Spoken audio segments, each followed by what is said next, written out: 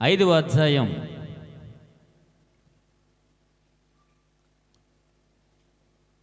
17వ వచనం చదువుకుందాం.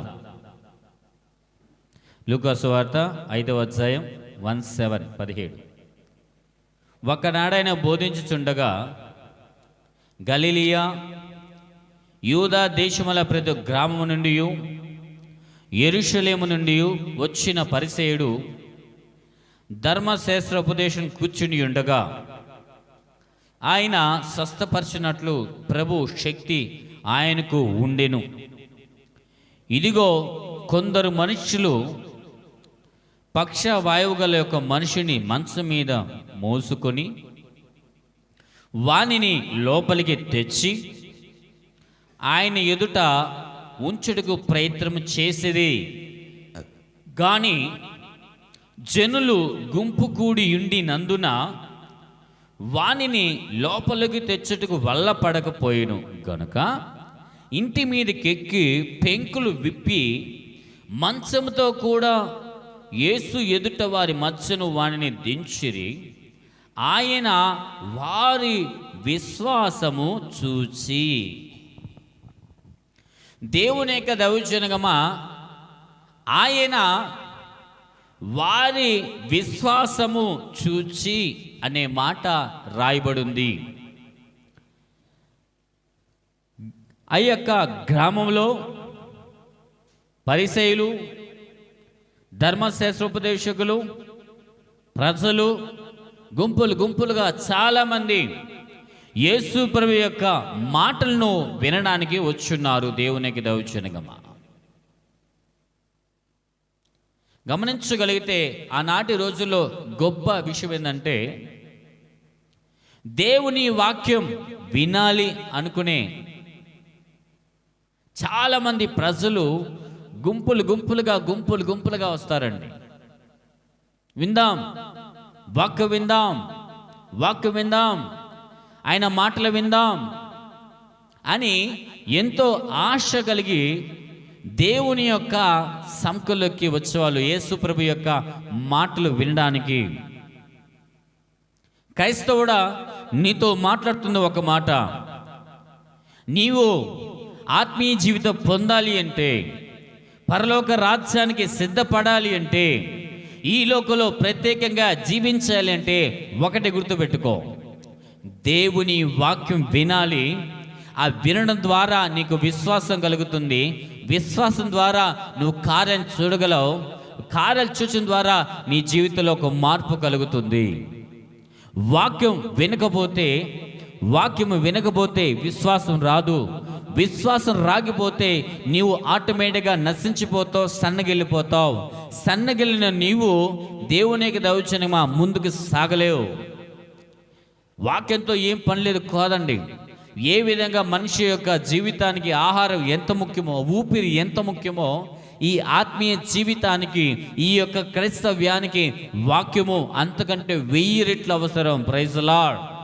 మరి దేవునికి దౌర్జన్యమా, దేవుని వాక్యం వినడానికి నీవు సిద్ధపడి రావాలి.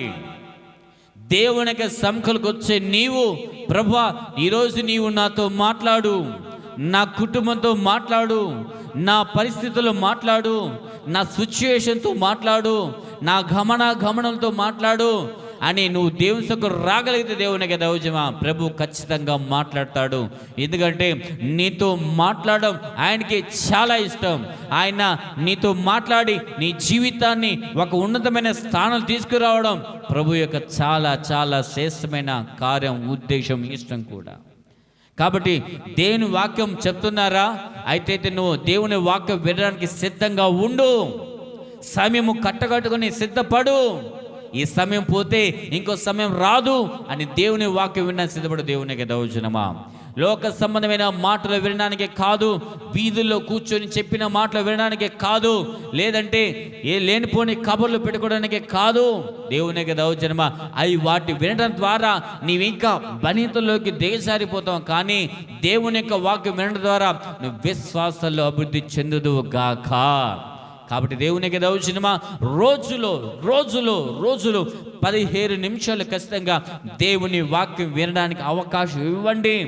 ఒకవేళ దేవుని వాక్యం చదవడానికి అవకాశం ఇవ్వండి.